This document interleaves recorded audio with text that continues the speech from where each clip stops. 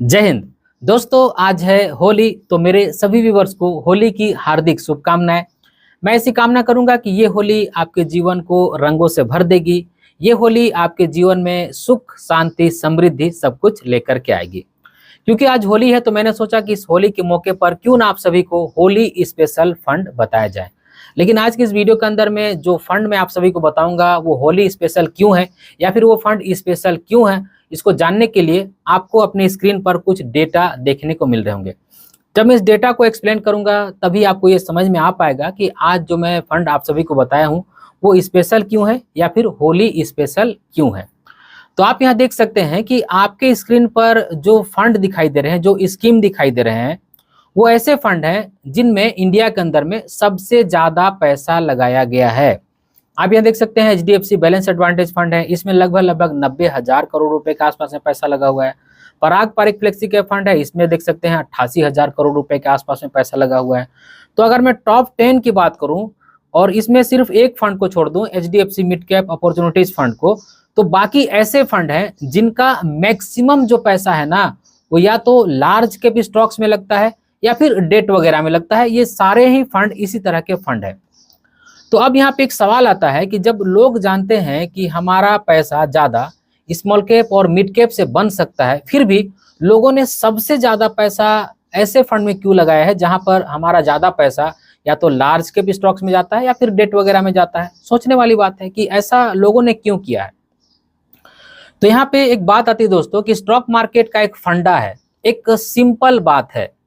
जो stock market में टिक गया, यानी कि स्टॉक मार्केट में अगर पैसा लगाया, वो किसी भी मेथड से हो सकता है, वो डायरेक्ट हो या फिर इनडायरेक्ट हो, म्यूचुअल फंड में हो या फिर हम डायरेक्ट शेयर ही क्यों ना खरीद लें। अगर हमने किसी भी तरह से बाइंग किया है, अपना पैसा लगाया है और अगर हम टिक गए तभी यहाँ से पैसा बना पाएंगे। लेकिन होता क्या है ना दोस्तों कि सुनी सुनाई हुई बात सुन करके या फिर उसने ऐसा इन्वेस्ट किया, उसने वहाँ इन्वेस्ट किया, इस चक्कर में पढ़ करके हम जहाँ पे हमें इन्वेस्ट नहीं करना चाहिए वहाँ पे भी इन्वेस्ट कर देते हैं। और अभी तो फिलहाल एक ट्रेंड देखने को मिल रहा है कि लोग अपना ज़्यादातर पैसा स्मॉल कैप मिड कैप में इन्वेस्ट कर रहे हैं। और इन्वेस्ट करने में कहीं कोई गलत नहीं है, लेकिन उसके रिस्क फैक्टर को आपको समझ करके इन्वेस्ट करना चाहिए कि आपके रिस्क प्रोफाइल को सूट कर रहा है या फिर नहीं कर रहा है। अगर आपको लगता है कि नहीं हमें ऐसे ही फंड में इन्वेस्ट करना है तो बिल्कुल कर सकते हैं आप।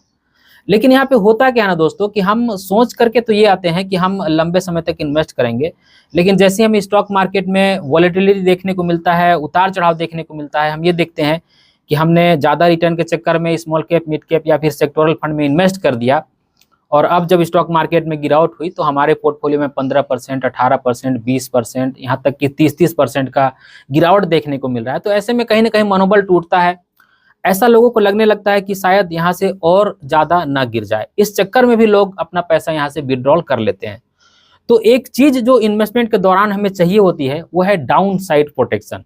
यानी कि अगर हम पैसा लगाए हैं तो भले वहां से हमें थोड़ा सा कम रिटर्न मिल रहा है, लेकिन उसमें गिरावट भी थोड़ा सा कम हो रहा है, इस वजह से हमारा मनोबल भी तो बड़ा रहता है। तो ये भी एक बहुत बड़ा फैक्टर है दोस्तों कि स्टॉक मार्केट में जो टिक गया किसी भी माध्यम से इन्वेस्ट करके, डायरेक्ट हो या फिर इनडायरेक्ट हो, सही मायने में पैसा वही बना पाएगा। तो आज के इस वीडियो के अंदर में मैं आप सभी को दो ऐसे फंड बताऊंगा जिनमें डाउन साइड प्रोटेक्शन हमको बहुत ज्यादा देखने को मिलती है।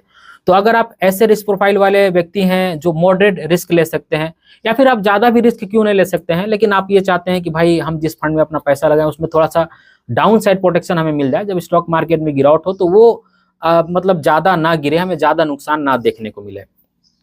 तो सबसे पहला फंड तो मैं आप सभी को एचडीएफसी बैलेंस एडवांटेज फंड ही आपको बताऊंगा। मैं एचडीएफसी बैलेंस एडवांटेज फंड के अंदर में जा रहा हूं। तो सबसे पहले इसकी मैं कुछ खासियतें आप सभी को बता दूं। तो एचडीएफसी बैलेंस एडवांटेज फंड की पोर्टफोलियो में 400 होल्डिंग है।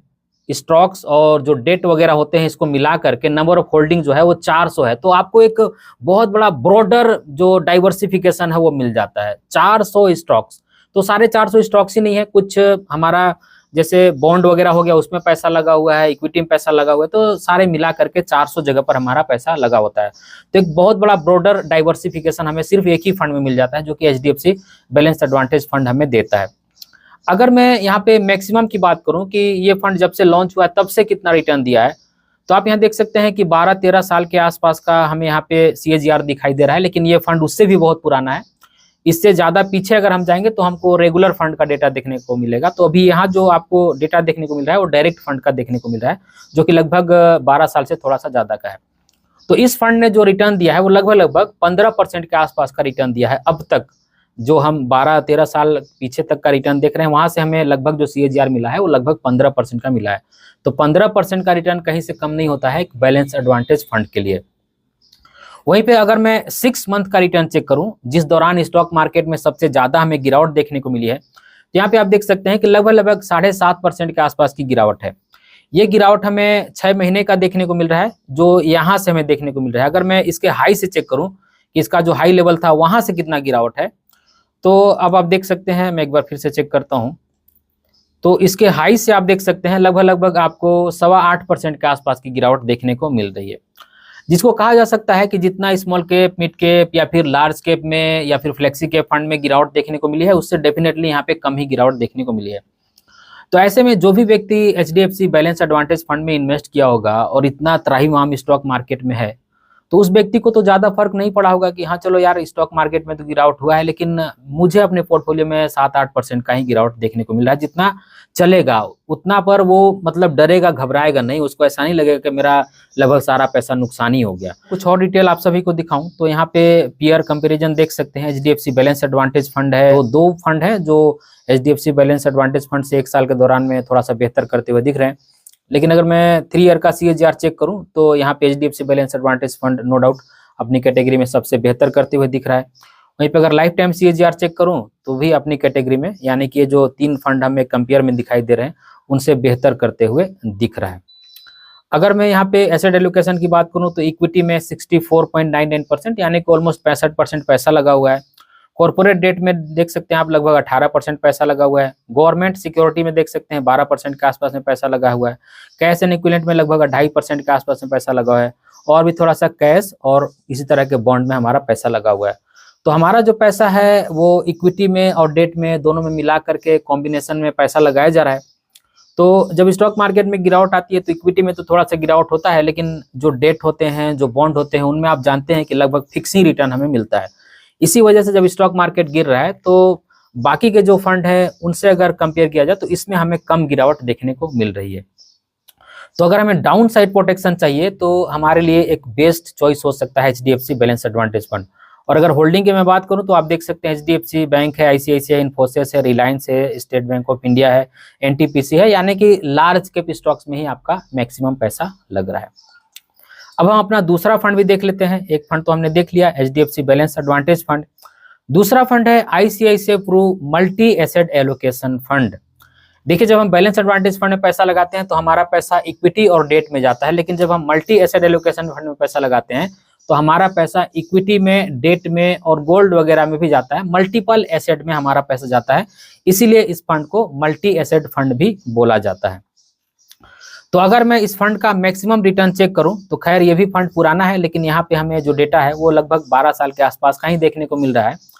तो इस 12 साल के दौरान इस फंड ने 16.65% यानी कि लगभग 16.5% से ज्यादा का रिटर्न देते हुए दिख रहा है, जो कि एक अगर मल्टी एसेट फंड की बात की जाए तो नो डाउट बहुत ही शानदार परफॉर्मेंस हमें यहाँ पे देखने को मिल रहा है।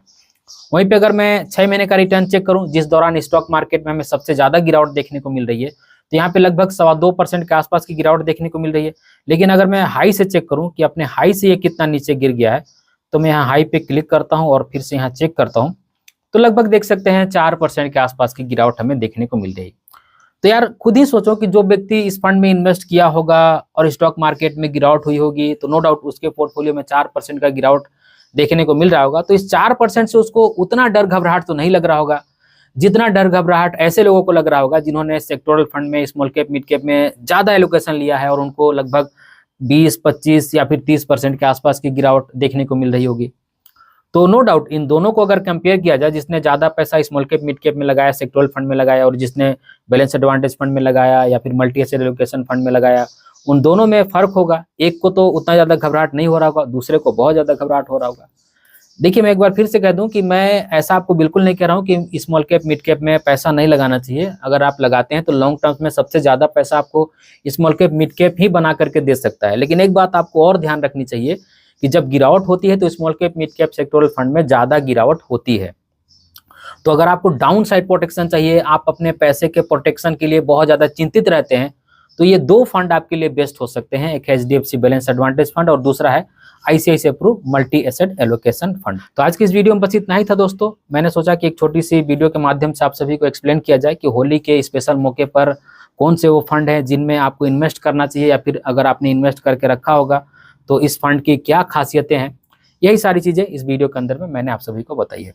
तो इस वीडियो में बस इतना ही। उम्मीद करता हूँ आज की वीडियो आप सभी को अच्छी लगी होगी। अगर आज की वीडियो आप सभी को अच्छी लगी है तो इस वीडियो को एक लाइक जरूर कर दीजिएगा, और इसी तरह की वीडियो देखने के लिए चैनल को सब्सक्राइब कर लीजिएगा, और इस वीडियो को अपने फ्रेंड और फैमिली के बीच जरूर से शेयर कीजिएगा ताकि वो भी अवेयर हो जाए। इस वीडियो के आखिर में बस मैं आपसे इतना ही कहना चाहता हूँ कि अपना और अपने फैमिली का बहुत ख्याल रखिएगा। मैं मिलूंगा इसी तरह की किसी और वीडियो में, तब तक के लिए बाय।